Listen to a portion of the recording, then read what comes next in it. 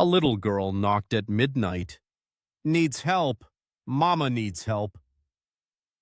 The widowed rancher. Music. Every lantern. Winter had a way of making sound carry farther than it should. A footstep, a breath, a knock. The ranch sat alone beneath a sky stitched with frozen stars, the land around it locked in white silence. Snow had been falling since dusk, slow, patient flakes that buried fences and softened the world until even grief felt muted. Lantern light bled from the windows, amber against the cold because the man inside never let the dark win completely, not since it had taken too much already. Ethan Cole was awake when the knock came. He always was. Midnight didn't surprise widowers. Sleep never trusted them enough to stay. The sound reached him through the wind, 3 soft taps, uneven, almost apologetic. Not the firm knock of a traveler, not the drunken pound of a lost ranch hand. This was lighter, fragile, as if whoever stood outside feared the door might bite back. Ethan's hand froze around his tin cup. The coffee inside had gone cold an hour ago. He didn't move right away. Out here, hesitation was survival. Winter bred tricks, wind against wood, branches brushing wrong, the mind-filling gaps loneliness carved. Then came a voice, thin, trembling, barely there. "Mister, Mama needs help." The cup slipped from his fingers and struck the floor, spilling dark across the boards like a spreading bruise. He crossed the room in 3 strides, shrugging into his coat, lifting the lantern from its hook. When he opened the door, Winter lunged inside, sharp and biting, carrying snow and night with it.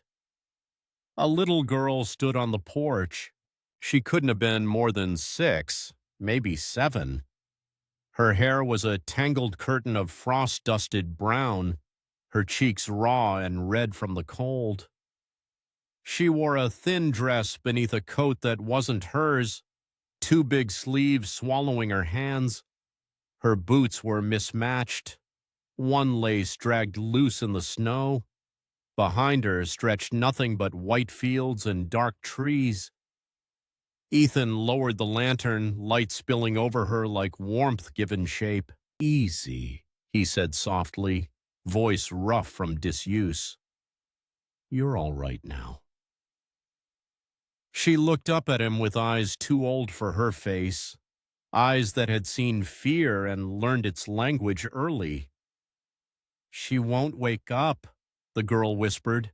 "Mama won't wake up, and it's so cold." That was all it took. Ethan stepped aside, ushering her in, shutting the door against the storm. The warmth hit her like a wave. She swayed, knees buckling, and he caught her just in time. She was light, too light, and shaking hard enough he could feel it through his gloves. He carried her to the fire and wrapped her in a blanket, kneeling to her level. "What's your name?" he asked. She hesitated, fingers clenching the wool. "Clara." "Clara," he repeated, grounding the name. "I'm Ethan. You did right coming here." Her lips trembled. "Mama said if anything happened, knock on the ranch with the big oak fence." His chest tightened, his fence, his... "How far is your home?" he asked gently. She lifted one small hand and pointed toward the dark. "Past the creek, the little house, the roof leaks." Ethan didn't waste another second. He set more logs on the fire, grabbed his heavy coat, boots, and rifle out of habit more than fear. He lifted another lantern and pressed it into Clara's hands. "Hold this tight," he said. "Can you walk?" She nodded, though exhaustion weighed on her like lead. He opened the door again, and winter roared its displeasure. Snow had thickened, the wind sharper now, howling low across the plains. He lifted Clara into his arms instead. "We'll be quick," he murmured, more to himself than to her. "I promise." They moved through the night, lanterns cutting twin paths of light through the storm. The world felt narrowed to breath and crunching snow, and the small weight of a child clinging to him like he was the last solid thing left. The creek was half frozen, black water whispering beneath a crust of ice. Ethan crossed carefully, boots finding memory where sight failed. Beyond it stood the house, a sagging structure hunched against the cold, one window glowing faintly like a tired eye refusing to close. Inside, the air smelled wrong, stale, heavy. A woman lay on the bed near the hearth, blankets pulled tight around her still form. Her face was pale, lips tinged blue, dark hair plastered to her forehead with sweat turned cold. Ethan knelt beside her, pressing 2 fingers to her neck. There was a pulse, weak but there. "She's alive," he said, relief threading his voice. "You hear that, Clara? Your mama's still here." Clara let out a sound that was half sob, half prayer. Ethan moved fast, stoking the dying fire, checking the woman's breathing, recognizing the signs. Fever breaking wrong, cold settling where it didn't belong. Pneumonia, most likely, winter's quiet killer. He wrapped her in more blankets, lifted her carefully. "We're taking her back to my place," he said. "It's warmer. I've got medicine. She needs heat." Clara nodded fiercely, wiping her face with her sleeve. The walk back felt longer, snow thickened, clinging to Ethan's lashes, icing his beard. His arms burned, but he didn't slow. He remembered another winter, another night, another body he'd carried too late. Not this time. At the ranch, he laid the woman in his own bed, stoked every fire, lit every lantern. The house glowed like a beacon against the dark, light in every window as if daring death to come closer. He worked through the night, cool cloths, measured sips of broth, whispered reassurances he wasn't sure she could hear. Clara sat curled near the fire, eyes never leaving her mother, fingers gripping the blanket like it was the only thing anchoring her to this world. Just before dawn, the woman stirred. A breath hitched, then another. Her eyes fluttered open, unfocused, confused. "Clara," she rasped. "I'm here." Clara was at her side instantly, small hands clasping her mother's. "I got help, Mama. I told you I would." The woman's gaze shifted to Ethan, fear flickering briefly before exhaustion swallowed it. "You're safe," Ethan said quietly. "Both of you." Outside, the storm began to ease. Snow slowed. Wind softened. Winter loosened its grip just a little.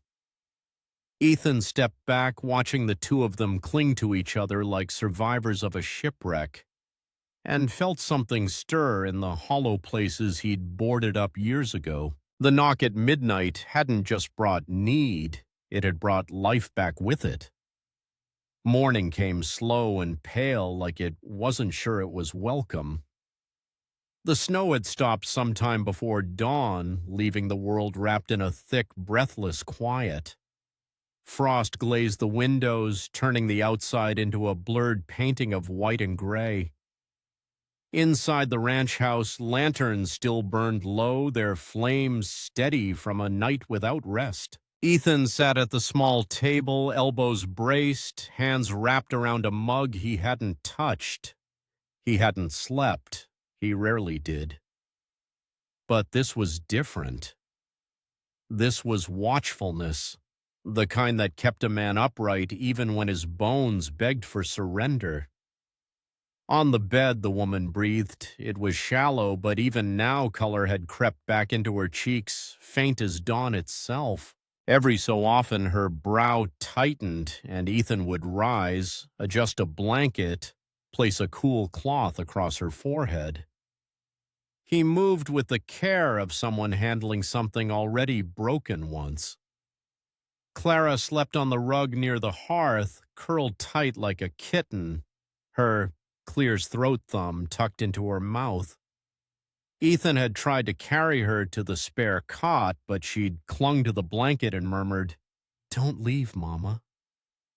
So he hadn't. He watched them both, the firelight shaping their shadows against the wall, and felt the house change around him. It wasn't loud, it wasn't sudden, just a shift, like air moving where it hadn't in years. The woman woke just after sunrise, her eyes opened slowly, as if she were climbing up from deep water. Confusion clouded her face, then fear sharp and immediate. She tried to sit up and winced, a breath catching painfully in her chest. "Easy," Ethan said, already beside her. "Don't move too fast." Her gaze locked onto his, panic flaring. "Where's my daughter?" Ethan stepped aside, gesturing toward the hearth. Clara stirred, sensing something before hearing it. She sat up, hair wild, eyes blinking. The moment she saw her mother awake, she was on her feet. "Mama." She scrambled to the bed, climbing up awkwardly, burying her face against her mother's shoulder. The woman wrapped her arms around the girl, tears spilling freely now, breath hitching as if she'd been holding it for days. "Oh, thank God," she whispered. "Oh, Clara." "I thought I went to the ranch," Clara said quickly, as if afraid the truth might disappear if she didn't say it fast. "I told you I would if you didn't wake up. He helped. He brought you." The woman looked up again, really seeing Ethan this time. Her eyes were sharp despite the weakness, measuring him the way frontier women learn to do early. Not suspicious, just careful. "Thank you," she said hoarsely. "I don't even know your name." "Ethan Cole," he replied. "You're welcome." She swallowed, nodding once. "I'm Margaret Hale." He recognized the name, not personally, but the shape of it. New widow, if memory served. Her husband had died 2 winters back, hauling timber through the pass. Left her with a small house, a leaky roof, and a child too young to understand loss, but old enough to feel it. "You were very sick," Ethan said. "You still are. You'll need to stay warm. Rest." Margaret's lips curved faintly. "You sound like you've done this before." Ethan didn't answer right away. He stood, went to the stove, poured fresh water into the kettle. The silence stretched, not awkward, just waiting. "I've watched winter take people," he said finally. "That's all." Margaret studied him, then nodded, understanding more than he'd said. The day settled into a rhythm shaped by care. Ethan made broth. Clara insisted on helping, standing on a stool to stir while he supervised, her small face set with fierce concentration. Margaret slept and woke in short stretches, each time a little stronger, each breath less labored than the last. Snow slid from the roof in heavy sighs. Sunlight crept across the floor in thin bands. Outside, the world felt distant, held at bay by fire and walls and human presence. By afternoon, Margaret could sit up without coughing. She leaned against the headboard, watching Ethan fix the latch on a loose window. "You live here alone?" she asked quietly. Yes, no family. Not anymore. She didn't press. Instead, she looked around. The clean floors, the neatly stacked wood, the extra blanket folded on a chair like it was waiting for someone. You keep a good house, she said. Ethan gave a small shrug. Habit. Clara climbed onto the bed beside her mother, then pointed toward him. He lit all the lanterns, she said with awe. All of them, even the ones outside. Margaret's brow furrowed. Why?